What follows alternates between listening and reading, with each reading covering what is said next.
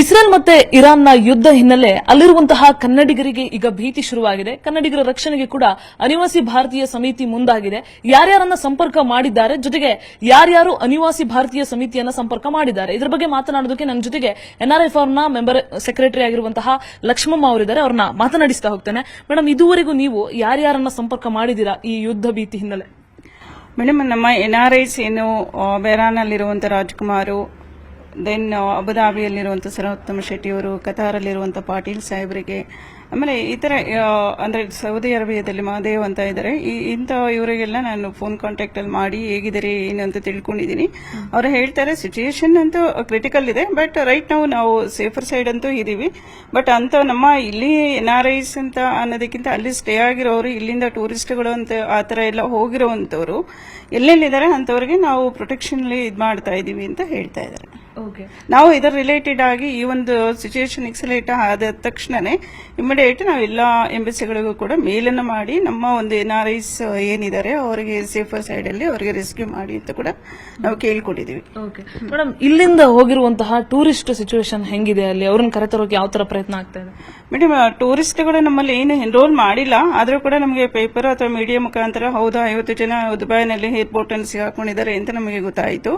ಗೊತ್ತಾದ ನಂತರ ಇದನ್ನ ನ್ಯೂಸ್ ಚಾನೆಲ್ ನಲ್ಲಿ ಇದು ಪ್ರಚಾರ ಮಾಡ್ತಾ ಇರುವಾಗ್ಲೇನೆ ಕೂಡ ನಮ್ಮ ಉದ್ಯಮಿ ಒಬ್ರು ಮಾಧವ್ ಕಿರಣ್ ಅಂತ ಹೇಳಿ ಅವರಿಗೆ ಅಲ್ಲಿ ಫೆಸಿಲಿಟೀಸ್ ಎಲ್ಲ ಇದು ಮಾಡಿಕೊಂಡು ಅವರಿಗೆ ಊಟ ತಿಂಡಿ ವ್ಯವಸ್ಥೆ ಕೂಡ ಮಾಡಿದ್ದಾರೆ. ಇನ್ ಕೇಸ್ 1 or 2 days ಅಲ್ಲಿ ಏನು ಏರ್ಪೋರ್ಟ್ ಶಟ್ ಡೌನ್ ಆಗಿದೆ ಅದನ್ನ ಮೂವ್ ಆಗ್ಬೋದು ಅಂತ ಹೇಳ್ತಾ ಇದ್ರು. ಇನ್ ಕೇಸ್ ಆಗ್ಲಿಲ್ಲ ಅಂದ್ರೂ ಅಲ್ಲಿ ಎಲ್ಲಿವರೆಗೂ ಅವರಿಗೆ ಸಾಧ್ಯ ಆಗುತ್ತೋ ಅಲ್ಲಿವರೆಗೂ ನಾವು ಪ್ರೊವೈಡ್ ಮಾಡ್ತೀವಿ ಅಂತ ಅವ್ರು ಹೇಳಿದ್ರು ಮೇಡಮ್.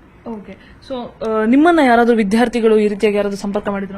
ಇಲ್ಲ, ವಿದ್ಯಾರ್ಥಿಗಳು ಯಾರು ಮಾಡಲಿಲ್ಲ. ನಾನೇ ಇಂಟ್ರೆಸ್ಟ್ ಆಫ್ ನಮ್ಮ ಎನ್ಆರ್ಐಸ್ ರಿಲೇಟೆಡ್ ಆಗಿ ಅಲ್ಲಿನ ಲೋಕಲಿ ಯಾರಿದ್ರೆ ಅಂತವ್ರಿಗೆ ನಾನು ಕಾಂಟ್ಯಾಕ್ಟ್ ಮಾಡಿದಾಗ ಹೌದು ಈ ತರ ಸಮಸ್ಯೆ ಇದೆ, ಆನ್ಗೋಯಿಂಗ್ ನಡೀತಾ ಇದೆ, ಆದ್ರೂ ಕೂಡ ನಾವು ಇವನ್ ರೈಟ್ ನಾವು ನಿನ್ನೆನೂ ಕೂಡ ನಾನು ಮಾತಾಡುವಾಗ ಅವರೊಬ್ರು ಹೇಳ್ತಾ ಇದ್ರು ನನ್ನ ಆಫೀಸ್ನಲ್ಲೇ ಕೂಡ ಕೆಲಸ ಮಾಡ್ತಾ ಇದ್ರು ಮೇಡಮ್, ನಮ್ಮ ಆಫೀಸ್ ಮೇಲೇನೆ ಮಿಸೈಲ್ ಹೋಗ್ತಾ ಇದೆ, ಈ ಸಿಚುಯೇಷನ್ ಅಂತ ಈ ತರ ಕ್ರಿಟಿಕಲ್ ಇದೆ, ಆದ್ರೂ ಕೂಡ we are at safer side ಅಂತ ಹೇಳಿದ್ದಾರೆ.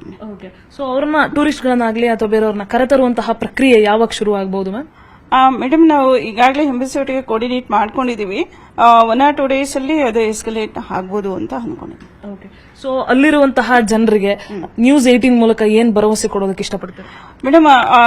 ಅಂದ್ರೆ ಏನು ತೊಂದರೆ ಆಗದೆ ಇರೋ ತರ ಅವರು ಬೆಂಗಳೂರು ಅಥವಾ ಕರ್ನಾಟಕಕ್ಕೆ ರೀಚ್ ಆಗ್ಲಿಕ್ಕೆ ಅವ್ರಿಗೆ ಏನ್ ಸಪೋರ್ಟ್ ಬೇಕೋ ನಾವು ಕರ್ನಾಟಕ ಸರ್ಕಾರದ ಪರವಾಗಿ ನಾವು ಕಾರ್ಯನಿರ್ವಹಿಸ್ತೀವಿ. ಅವ್ರಿಗೆ ಏನಾದ್ರು ತೊಂದರೆ ಇದ್ದಾಗ ಇಮಿಡಿಯೇಟ್ ಆಗಿ ನಮ್ಮನ್ನ ಕಾಂಟ್ಯಾಕ್ಟ್ ಮಾಡಬಹುದು. ನನ್ನ ಹೆಸರು ಲಕ್ಷ್ಮಮ್ಮ ಪಿ, ಮೆಂಬರ್ ಸೆಕ್ರೆಟರಿ ಇದ್ದೀನಿ.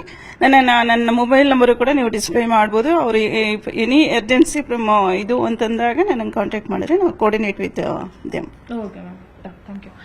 ಇದಿಷ್ಟು ಎನ್ಆರ್ಐ ಫಾರ್ಮ್ನ ಮೆಂಬರ್ ಸೆಕ್ರೆಟರಿ ಆಗಿರುವಂತಹ ಲಕ್ಷ್ಮಮ್ಮ ಅವರು ಹೇಳ್ತಾ ಇರುವಂತಹ ಮಾಹಿತಿ. ಯಾರಿಗಾದ್ರೂ ಏನಾದ್ರೂ ಸಮಸ್ಯೆ ಆದ್ರೆ ಆ ಭಾಗದಲ್ಲಿ ಸಿಲುಕೊಂಡಿರೋರಿಗೆ ಅವರು ಎನ್ಆರ್ಐ ಫಾರ್ಮ್ನ ಕಾಂಟ್ಯಾಕ್ಟ್ ಮಾಡಿದ್ರೆ ಬೇಗ ಅನಿವಾಸಿ ಭಾರತೀಯ ಸಮಿತಿ ವತಿಯಿಂದ ಕರ್ಕೊಂಡು ಬರುವಂತಹ ಪ್ರಕ್ರಿಯೆ ಕೂಡ ಆಗುತ್ತೆ ಅನ್ನುವಂತಹ ಮಾತನ್ನ ಹೇಳ್ತಾ ಇರುವಂತದ್ದು. ಕ್ಯಾಮರಾ ಪರ್ಸನ್ ನೂರ್ ಅಹಮದ್ ಜೊತೆ ಪ್ರಗತಿ ಶೆಟ್ಟಿ, ನ್ಯೂಸ್ 18 ಬೆಂಗಳೂರು.